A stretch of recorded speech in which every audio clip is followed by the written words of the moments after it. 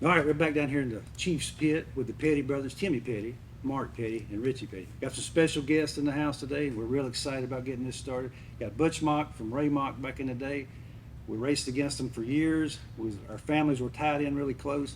Good friends of ours, so we're going to hear some good stories from them. We got Ken Duane and David Duane. That's his son. Ken worked with Butch and Bob at RAHMOC, and we got some good stories because there's a random connection. So we're going to get started here. So you want to get started and tell us how you got started in racing? Yeah, thank you, Richie, for having us over. Actually, I was a fan sitting in the grandstands and could not take it sitting them any longer, and I wanted to be involved in it, and got hooked up with Butch through LG DeWitt, who is in the trucking business, and I was using his trucking company with the company I work for, and he introduced me to Butch and Bob when they didn't have a dime and I didn't have a quarter. So I volunteered for 5 races the first year and wound up going to 12. And I've always been the oldest guy on their organization because I worked for free. But it really was really a dream come true to be involved in racing, and that's what started me with Butch Mock, and spent 20 years with Butch and Bob, and it really had a great impact on my life. Now, you were working with Kraft Foods, yes sir, and I was involved in their distribution system, and so I used LG DeWitt trucking line, and that's how I hooked up with Butch. Saw a Winston Cup sticker on the back of his trailers. And I asked his dispatcher one day, somebody must be a race fan. He said, well, so much so that he owns a motor, he owns a racetrack and a race team. And I said, man, it's been my life dream to be connected with a racing team. And he said, well, I think we can handle that. And that's, he took me to the racetrack in Atlanta, and it was no turning back. Well, What year was that, you think? I don't even remember. Well, we started in '78, so it would have been. So they'd been around Sure, a couple yeah. of years, but they were still wearing T-shirts and hats for uniforms, right? Yeah, yeah, I always thought it was 79, but I think it might have been 80. it could have been '79, '88. well, Mr. DeWitt was a good friend of everybody in racing. He was a good man, and I was reading something the other day on him, and he didn't like racing when it started. And the story went that they're in Rockingham because he's running that trucking business, and Right. stuff, where they was building that racetrack, and they got in trouble with money, and they come to him. Well, he got involved in, and then he decided he loved racing, so then he went on. But yeah, he was a good friend of all of us. Great. And it sounded like the ties keep tying in. Small world. Yeah, Very it is. small It world. is. I think that history's playing out right now again. Yes. They got in financial trouble. A guy that wasn't a race fan is back in it, owns it now, and now NASCAR's coming back. Oh, I'm So that's excited. all. That old story's repeating itself. So tell us how you got started in racing. Well, I got started when I got introduced to stock car racing when I was 12 or 13 years old. And my neighbor, I've always been in the car thing, never stick and ball, always liked things mechanical, even when I was little younger than that. And my neighbor's owned a gas station. And used to go there after school and pump gas and clean windshields like we did back in the day. And the local mechanic there raced at Hialeah Speedway. Had a little bomber car, 6-cylinder, paintbrush car, paint number, that kind of thing. And I went to the racetrack with them one night, and I haven't looked back. That was the beginning of how I got introduced, and I thought it was the coolest thing in the world. And to this day, I feel the same way. And coming to this facility and going through your dad's office and all that, I am completely blown away.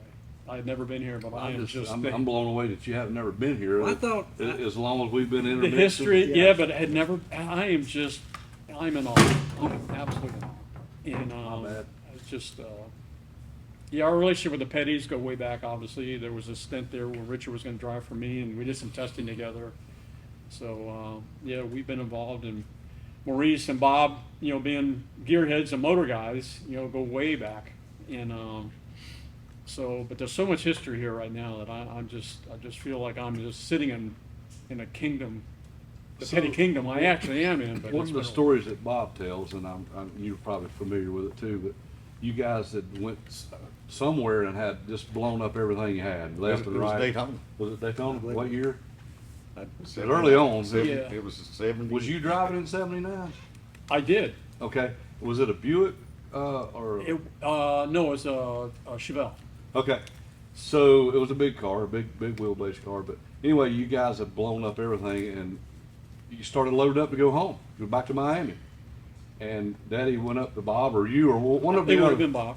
and he said, "What are you boys doing?" He said, "We're out. We're out of Out of options. business, Yeah, business. We're going home."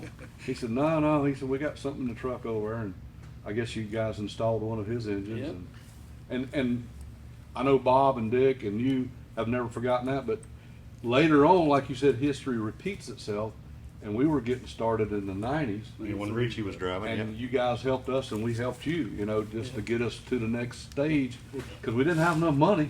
Go Yeah. back to the beginning, what you was talking about with that deal. I remember Daddy telling that story, and he said that he told them, y'all done too good. You ain't giving up. And Right, that's why he and hooked don't up let this get you Yeah, down. yeah. I mean, it's just a step. Yep. Well, we were diehard. I mean, your last penny, it was everything you get to the racetrack. You know what I mean? Right. You guys know the story, and that's how we were. Well, that's what Timmy's saying. 15 years later, when we were going to race with Richie, it was our last penny to get to the track too. And we had no clue how to and be able y'all to play helped ball. us. Well, I to- brought this to get picture further out, on. and Yeah. he'd forgot about it, but Timmy changed tires for him. And you guys, you just kind of split, I Yeah, guess. it would have been in '93. So, but Bob was helping us, and we were helping you, and we didn't know no better. We were just friends, like you said, and we'd been traveling with these guys just to keep relevant in the sport, and we sure like Franklin Lambert's and Pat's cooking. Well, let's That's go. what kept them around. But if you look at racing today, and it was people like Ken, Tex, and Frankie. that were Roger our- Heifel. Roger Heifel. That were our pit crew. I mean, that was our. Well, you had a random connection because, like we were saying, I guess when Joe Milliken drove for you, Yeah. he brought these guys in, didn't He did. he? And then they stayed. they never with you. looked You couldn't back. get rid of them. They Yeah. stayed with you. But Which anyway, they loved you guys. But I mean, we couldn't have raced without them. You Yeah, know, right. it was an important thing. It wasn't just like, oh, they're fans showing up. I mean, they were an important part of our racing. I mean, if the volunteer guys hadn't have shown up on Sunday, we were going to be able to race. Right. Yep. You know, they set all the pits up. They loaded the truck, unloaded the truck. You know, they had regular jobs. And brought They the had chuck full-time wagon. jobs. Right. You know, they brought the But- food. Well, like I said, there was good help. Yeah. And good people, and Really we good enjoyed help. traveling with them Yeah. the year we did it. And they never missed a race. I mean, they climbed in that. Frankie had an old Cadillac. I remember that one, and they drove to all the races. That night. There was no flying. I mean, they drove their Right. car. We never paid for gas, never did anything. We ultimately bought them a van in the later years that they used, but I got stopped in Ohio for speeding one night driving Franklin's Cadillac. They're in the back seat sleeping, and I'm driving, and the cop says to me, I told him we were a race team going to Michigan to race. He said, "And you know why I stopped you? You were speeding." I said, "Yeah, but listen to my story. This thing is a nice car. It's got an auto. It's got a speed control that I don't know how to disconnect." And when I got in it, it started, back to the high speed. He said, "I've never heard that one before, but because you're a race team, I'm gonna turn you loose. Just slow down." That usually made it worse on me. I got out of a couple of them. But I remember, same deal in the Cadillac. I remember Tex. I'll never forget this story. Tex. I think Franklin's driving. Somebody's driving. Tex is in the back seat. Tex got to the racetrack, and they got stopped for speeding again. And Tex told Franklin, "So Franklin, you got your blue light on?" He goes, "No, why?" He said, "Well, the guy behind you's got his on." But that's how we got to the racetrack. for a long Sounds time. just like that. Well, I was telling him earlier that like when we was in school, we'd be running around with STP stuff, and then you had Jeffrey Inman. He'd have the JD Stacy stuff on because Yep. they was over there. When Dale And then left. you had yeah. Karen and all them with the Hodgson stuff on going out to Yep. school because of text and all that. But then Roger's wife, Kathy, she worked at the lunchroom and she'd have all the Hodgson. She had Hodgson, STP, and JD Stacy at Random in high school at one time. It was kind Well, of we're neat. good. A little bitty school in the middle of nowhere, and all these people in racing. It was a big deal. Yeah. So, This was the heart of racing for a long time. Oh, it Right seems here, like Random it in North was. Carolina, was it? Level Cross. I mean, I remember as a kid hearing about that stuff. well, we were talking. One of y'all's, I guess your first win was the World 600 in '83, right? Mhm. You had Warner Hodgson as a sponsor, and you had Neil Bonnet as the driver. But that's a Richard Petty runs second, so we were kind of a little bit ill that day because we run second. But happy for you guys. But tell us the story of how that bout didn't happen. Well, the car was sitting on pit road. I forgot where we qualified. I'm sure it was decent with Neil. Because we had gone down to Daytona with him. That was kind of a fluke deal to wind up with a Neil Bonnet and a Warren Hodges when Bob and I were just in our 20s. You know, I mean, weren't very old. But the car was sitting on pit road getting ready to race, and Buddy Parrott walked by it and heard a ding. So he came over to Bob and he says, I don't know what happened to your car, but something fell off of it, sitting on pit road, ready to race. So Bob goes over to, I think, Art Krebs. I think Art was the guy, carburetor guy, and said, can I look under the hood? Raised the hood up, and the valve cover bolt had popped off. The stud broke. And they allowed us to fix it, and then we went on to win the race. But we almost didn't get to start that race. I mean, there would have been... There was a 4 on them back in, 4 valve cover studs. Yeah. So that could have been oiled down the racetrack. I'm not sure, or smoke anyway. But that was. What's the chance of a man here that's not? Oh, I know. Well, and Buddy, Hey, and man, somebody walking by. that Different would say, team. well, maybe somebody just dropped their keys or something, you know. But Buddy was, I don't know, just was meant to be, I guess. You know, Yeah. one of those He's a kind pretty of- sharp character, and I guess They always said when it's your day, it's your day. Yeah, that's what it Daddy was, always said. Yeah. Yeah, it was obviously. It's funny because I just moved recently, and I had my stuff in storage, and just this week. It's funny we're talking about this because I have a picture that I blew up of Bob and I standing on Victory Lane with Neil, and Bob's holding the trophy, and I got the flowers around my neck. Neil's standing there. Of course, everybody's happy, and I actually took a picture of it, the picture, and sent it to Bob just this week. And I said, what a memorable day and life-changing event that race was for us, or me personally. You know what I mean? Yes, sir. Because it kind of, I don't know, just something that you just. Well, you struggle for You years get and to years do, and years, and and then then, you you know. have moments that you can't Yeah. explain why it even happened. Yeah. Right. Now, y'all won a different, you won 2 races. We won Atlanta that year as well. Yeah. But we went to Daytona and unloaded and won the Clash. Yeah. And we won the qualifying race. Well, with the Clash, I won't tell you what Neil said when he got out of the car in the winner's circle. I don't know, how much On I live TV? should or not say, but he said, I'll tell you one thing, this thing will run. Well, the Remember that, story Bill? there, you guys being motor guys. Yeah. So Same thing Bob about had this built, stuff, Probably. Bob was an engine guy, obviously. So he built and we're going to Daytona, Neil Bonnet, our first time. So he built a double throwdown qualifying motor. And all lightweight rods, lightweight crank, stuff for qualifying for Daytona. So we qualified, I forgot where we qualified, somewhere decent, but we weren't on the pole, it was something good, I'm sure. And then we put the race motor in for the qualifying race. So Neil goes out and runs practice and comes back in and he says, you need to put that other motor back in, the qualifying motor. And Bob says, it will not make the Clash. Bob said it won't run. He said, I didn't build that to race. I built it for, a 10-lap qualifying thing. So Neil's like, it's not a points race. Let's just put it back in there. He talked Bob into putting that motor back in the car, and we won the race. Which would be tough to do. And he started. I think we started last or something, and Neil wound up winning that race. You did start last. Well, he Started got in last. that race as a draw. Did That's he right. not? And we started last. I think we started last, and we wound up winning the race. Right. And it made it to the end. Right. And Bob was, but Neil come in and said, I told you that thing would run. Back in them days, the driver really made a difference in some of these races. Absolutely. And Neil Bonnet was really good at Daytona. Right. Richard Petty, David Pearson, Cal Yarborough.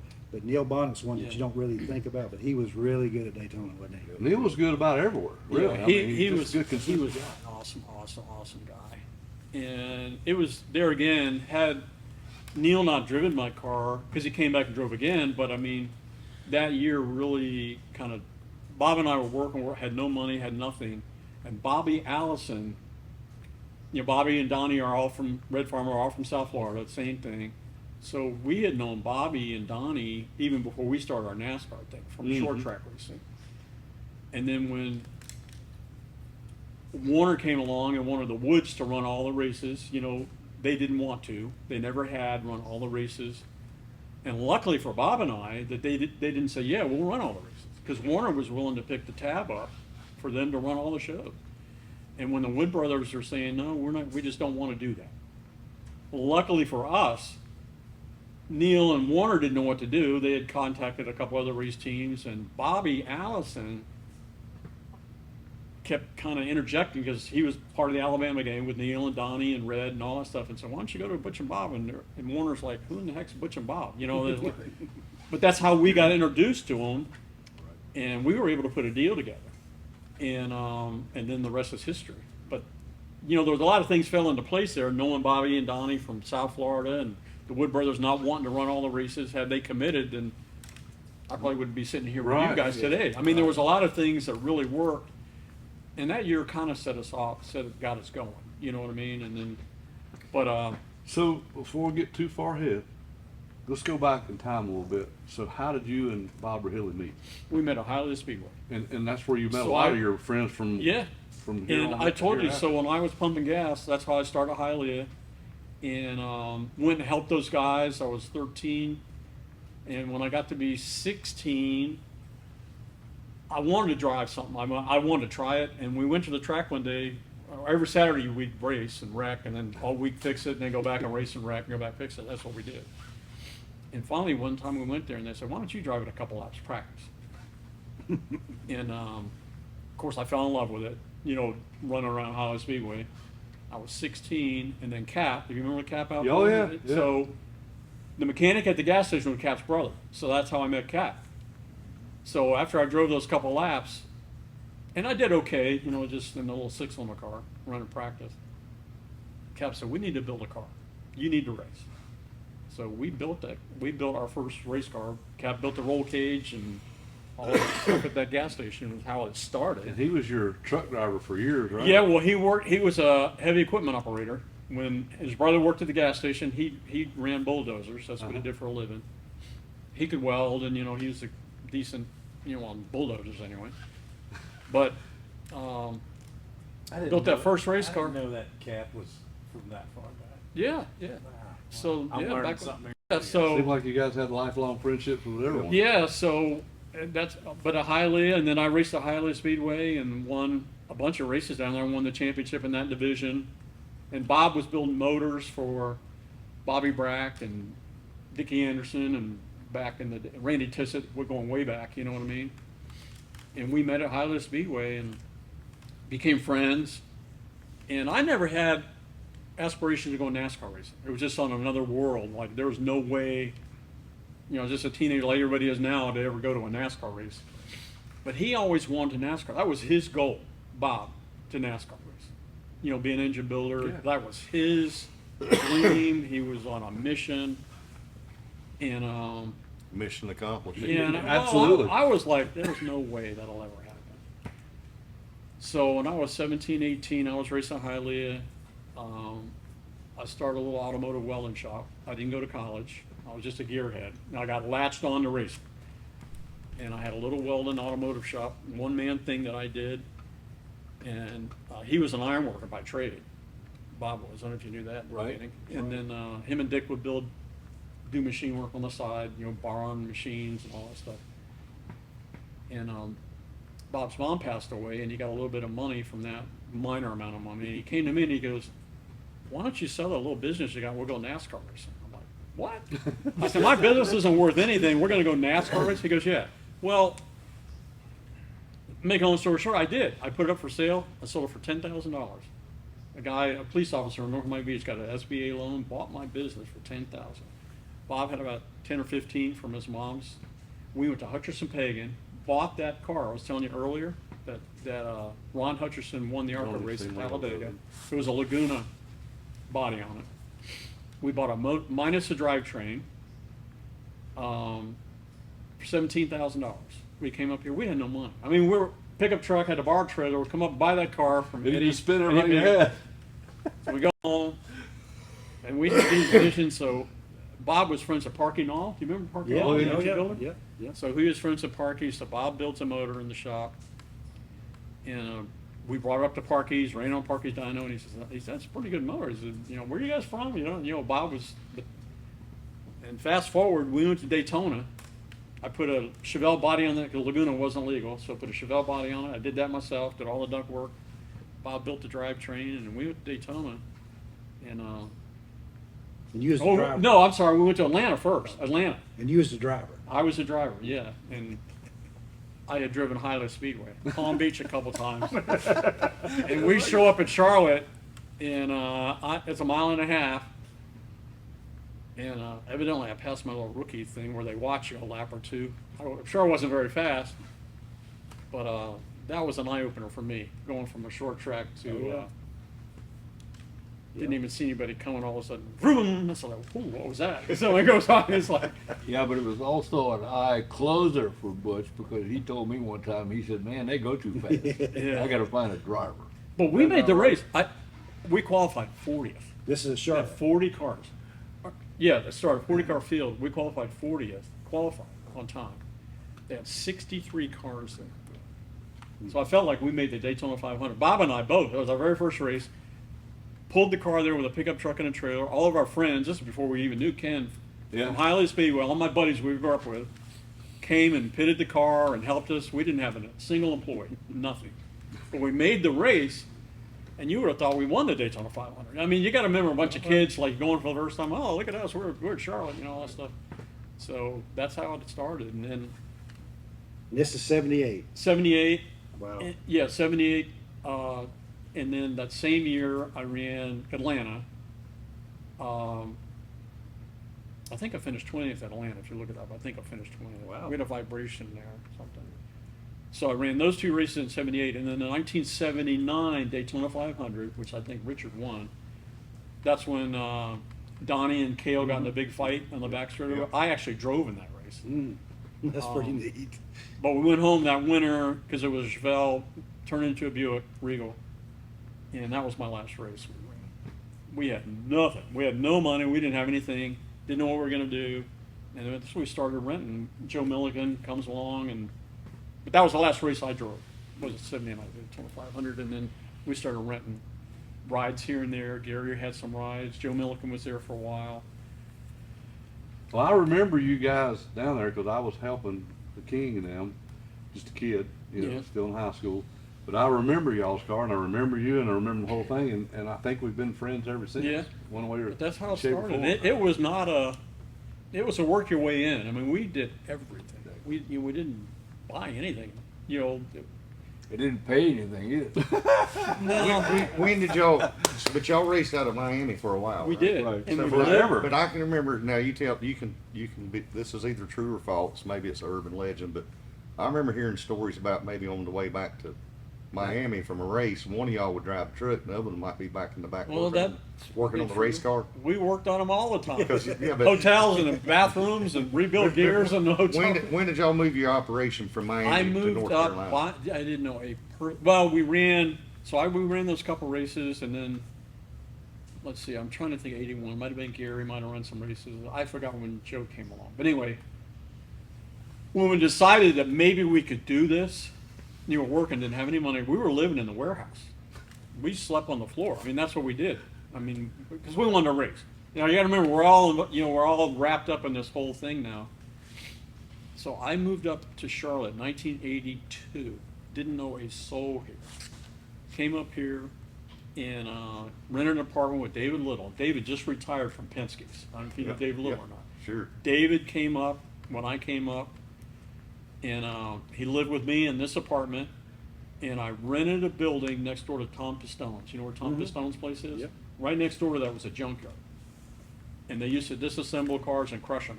And we came in and rented that building, and that's how we got to Charlotte. Wow. 1982. I cleaned that building up next to Pistone's. And that was just you. That was the Bob was still in Florida because he had the Chassis engine car, right? shop down there, and With he was Harold still Grady, right. with Yeah. Harold, and they were still. That's how we were getting money to do what we were doing was from the engine shop. Harold Grady wasn't real happy about it because Bob would pull every penny out. You know how it is when you want to race. Yes, yes. You don't eat, you go race, you know, and that's the way it was. But that's how we started. And that's how I came up to Charlotte, and then we did that for a couple of years. We were getting the motors back and forth. I'd either meet Bob in Jacksonville driving halfway down, and I was thinking it was going to be more of a Cinderella story. Well, it kind of is, really. I mean, but you know, all those stories, and you get lost, and you see the people today. Rich and I were talking. Everybody today, you talk about the old days and the old school buttons. that kind of way it started, kind of everybody started that way. You know, you just want to do it. It wasn't for money. It was not for money. You did it because you wanted to race. You just wanted to be at that racetrack. You know No what I doubt, mean? no doubt. And that was the mentality we had back I then. think it's a tribute to your team to win like this right after you lost your crew chief, too. Well, I tell you what, this RAHMOC operation with Butch Mock building the motors did super. Bob Riley on the motors, Butch Mock on the chassis, they're doing one heck of a job with the car.